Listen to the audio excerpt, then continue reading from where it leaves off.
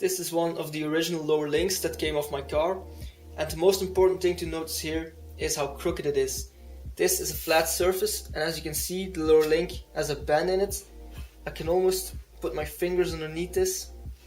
So this one doesn't conform to the original dimensions that are in the workshop manual, and if the dimensions are out, your complete geometry of your rear wheels will be out.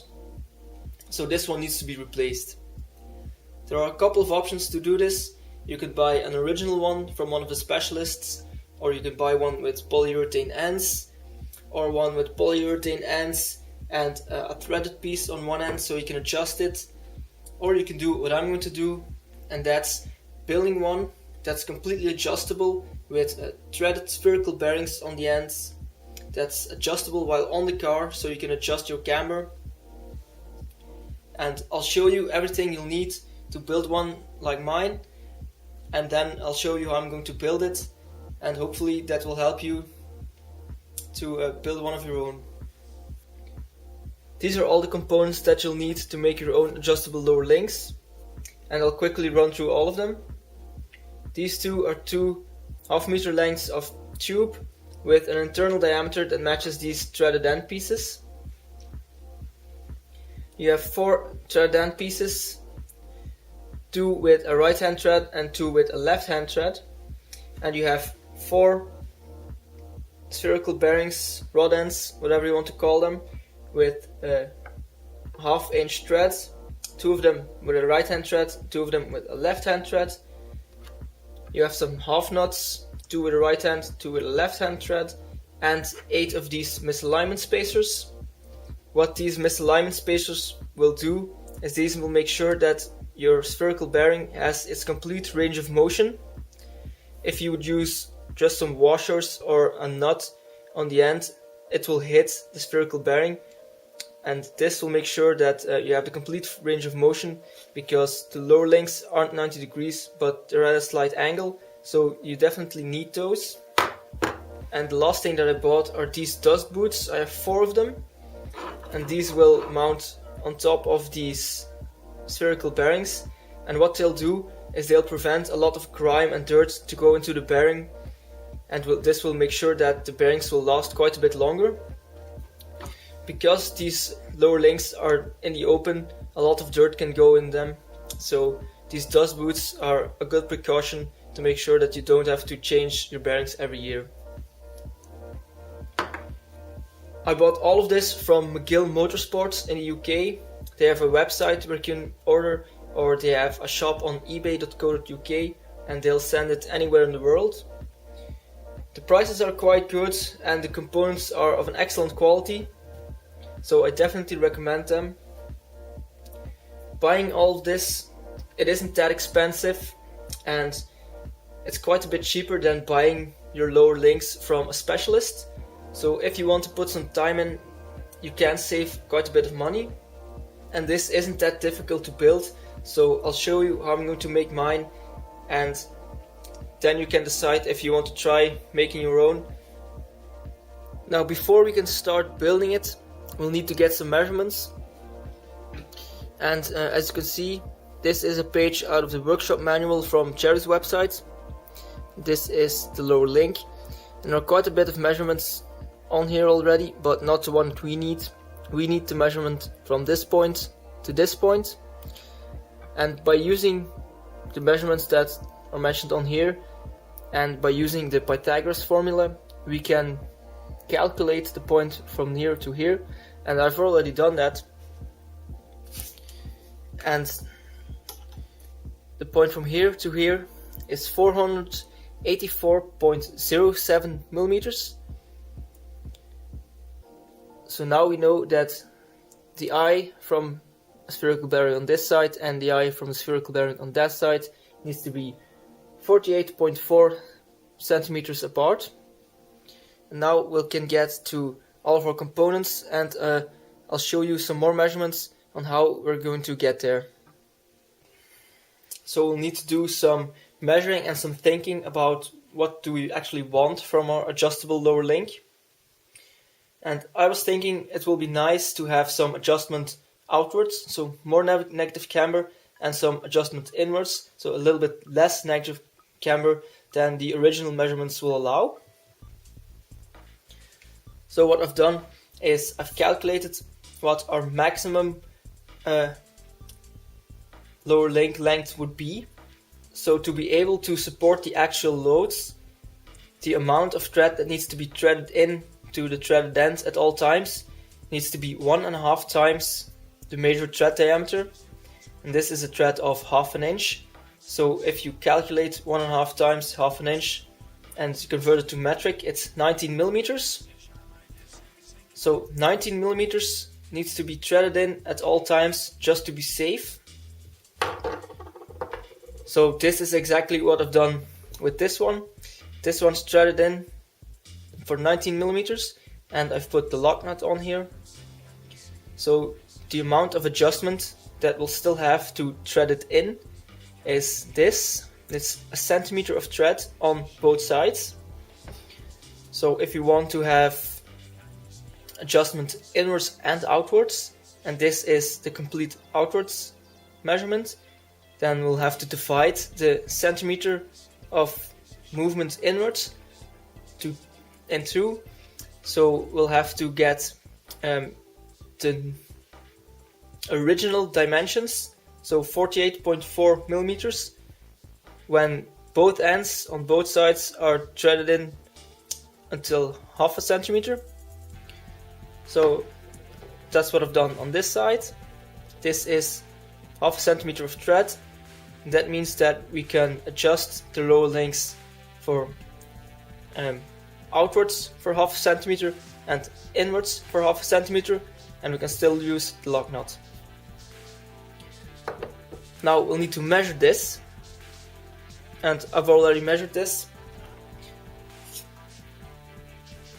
This is 6 centimeters from this end, because this end will be inside of the tube, and the center of the spherical bearing. It's 6 centimeters on this side, and it will be 6 centimeters on the other side once this has been completely adjusted. So this means that in total 12 centimeters of spherical bearing and threaded end will need to be incorporated in the total. So we'll need to reduce the total of 48.4 centimeters with 12 centimeters, and that is the length of tube that we're going to use. So we'll have to cut off 36.4 centimeters of this tube, and then those ends need to be welded in. And once these ends will be welded in with the 36 centimeters of tube, then we'll have our complete measurement of 48.4 centimeters between both of the ends. And once this has been welded, we'll have some adjustment inwards and some adjustment outwards. So now we're completely finished with all of the technical stuff. I'll show you how I'm going to build it. This is the piece of tube that we're going to use. This side is got fairly good. It's nice and smooth, and I've ground it out. This one is very ragged, so this is the piece that we're going to remove. So we'll have to measure 36.4 centimeters.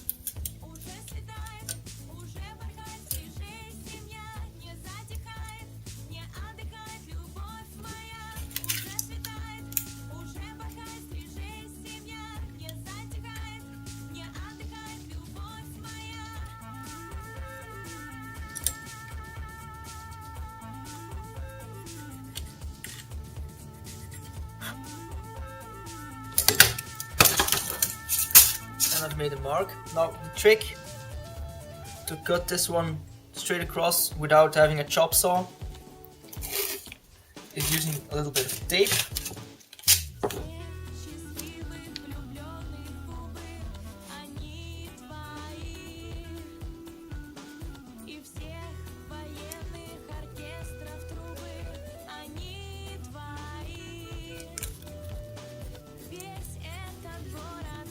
And if you put on the tape straight and the ends match up on the top and the bottom, you know your cut's going to be straight. So double check my measurements.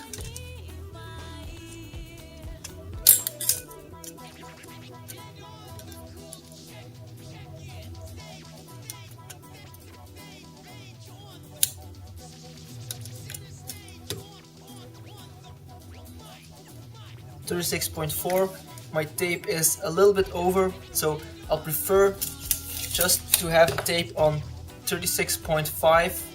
That way, if there's a problem with cutting, I won't have to ruin it.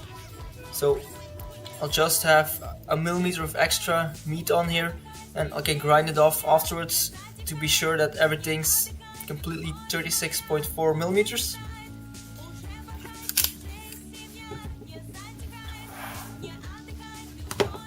Now you can just use a handsaw to cut it. I'm going to use an angle grinder, and that will be a bit quicker. So I've made the cut, and it's still hot, but it's actually very easy with the angle grinder. I thought it would be a little bit difficult, but it's not that thick of a wall, so it's quite nice. So now I'll remove the tape, I'll measure it again, tape it again, and then I'll completely finish it very close to the dimensions. And as you can see, we have a little bit of too much on here, but on this side it's really a little bit less than a millimeter. So now, as you can see, the end is completely flush with the tape. All we need to do now is to clean off the inside a little bit with a round file. It has to be completely clean for the threaded end to fit in here. Now we're going to weld it on the joint, but we're also going to weld it on here. And there are a couple of ways that you can do it. You can either cut this at an angle and weld around this, or you can just weld around this and make a V in here like this, a V shape. That way the threaded end piece is in there quite well. Or you can weld around the seam and do some plug welds on the outside, and that's exactly what we're going to do. So we're going to measure the flange on the inside. As you can see, 18 millimeters. Doesn't have to be very accurate. And we're going to do 2, 3 or 4 plug welds around the outside onto this. And to be able to plug weld with a TIG machine, your holes have to be around 10 millimeters. So I've used a center punch and I marked both ends of the tubes with the holes that I need for plug welding. So I'm going to put on my safety glasses, and I'm going to use a smaller drill to drill a pilot hole in the tubes before I'll use my big drill.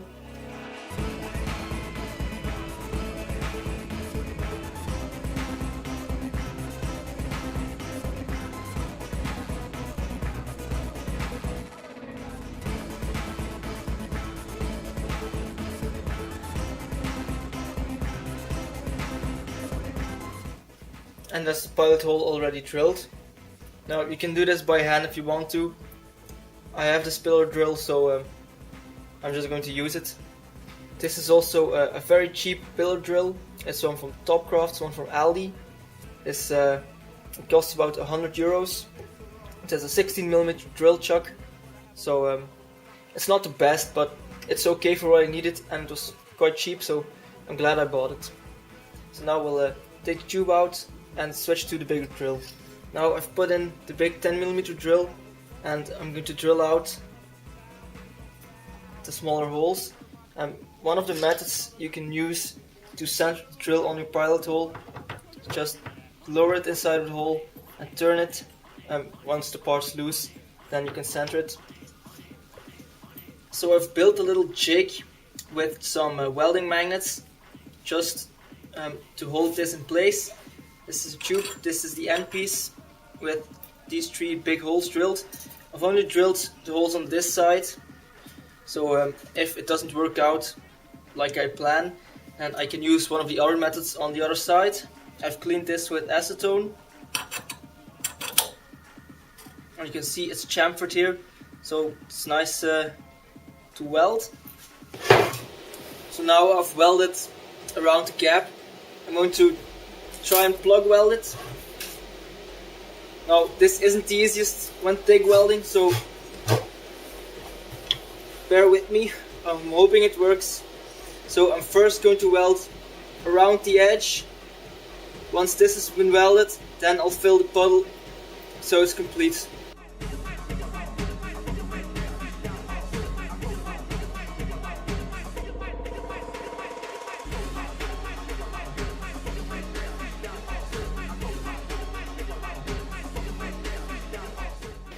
So I've completely filled it in. The black stuff that you can see here is just glue residue from some tape that was used to pack it. That's just turned black. So I've completely welded it. It's still very hot and the welds came out quite okay. Plug welds are fine. So I'm just going to grind it flat like this on this side. So it looks one piece instead of two pieces welded together. I'm using a flat disc on an angle grinder.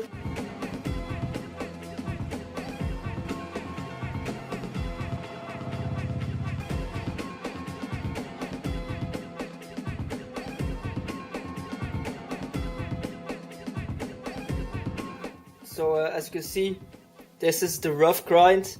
I'll finish it off. So it's completely smooth, but it looks quite okay if you ask me.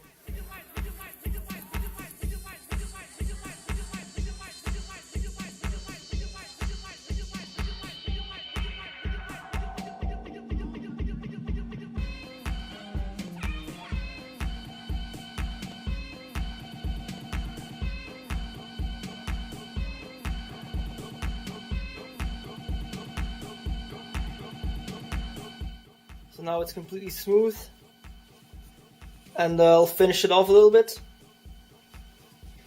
with a file. I think it will work okay, maybe with a little bit of sandpaper.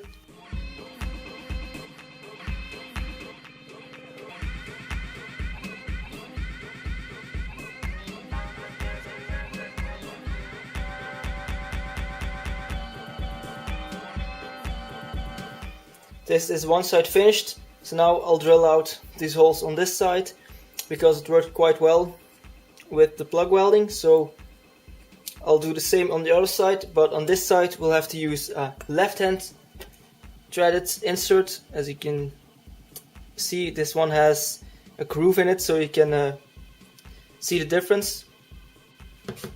This is the fourth one that I'm welding on, and as you can see, this welding joint has the stack of dimes look. So my welding drastically improves over all of the joints because I'm still learning as I go. So the first one was a little bit difficult, the second one was a little bit better. This one's actually quite nice. Also the plug welds, I just did one and it looked quite nice. So I'm trying to weld this one and then I'll show you the plug welds as well. So this is what a plug weld looks like once I filled up the crater in the middle. As you can see, I have enough weld to grind off and still have a smooth surface. And this, together with the seam weld, will make sure that this end stays on this tube. These are the finished lower links. The only thing that remains is to paint them, but I'll paint these with my epoxy mastic rust prevention paint together with the rest of the suspension, so that I can paint everything in one go. I've tightened in all of these rod ends, and as you can see, one's a left hand threaded one, one's a right hand threaded one, so you can adjust them while on the car. Once these lock nuts are tight, they will not move. It's really stiff. Just to help you remember, this is what's going to be replaced. So as you can see, the distance between the centers is correct. It might need a little bit of adjustment, but it's quite an improvement going from this to this. As you can see how crooked this one is, how straight this one is. all in all, I think I have less money invested in components for building these new ones, including all of the bearings, than I had to pay to get a new set of these. And you get the added benefit of having adjustable rear camber on the car. One other thing that I'm going to show you is how to install these dust boots and how it will look like when it's mounted. So I'll quickly show you how to get one of these dust boots onto the rod end. The only thing you need is 2 pliers and your dust boot.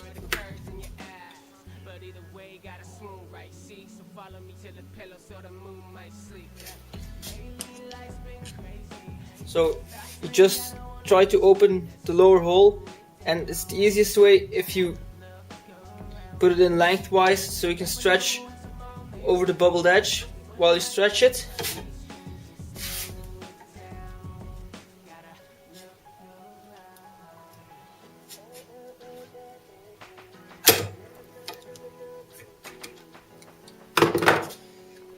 So like this. Doesn't look so nice, but it will keep all of the dust out of the bearing. Now a quick look on how it's going to look when it's mounted. One of the misalignment spacers through the bearing, another misalignment spacer, and bolted up this way. You still have all of the movement and your bearing is sealed. I hope that this video might have helped you to build your own lower links or to build any other turnbuckle linkage, because it's just the same process but with other components or shorter components. We've reached the end of this video. I hope you enjoyed it. If you have any questions or comments, place them below or send me an email through my website. You can also subscribe to this YouTube channel and visit my blog, where there are a lot of pictures and a written explanation of everything that I do. I hope I'll see you next time. Goodbye.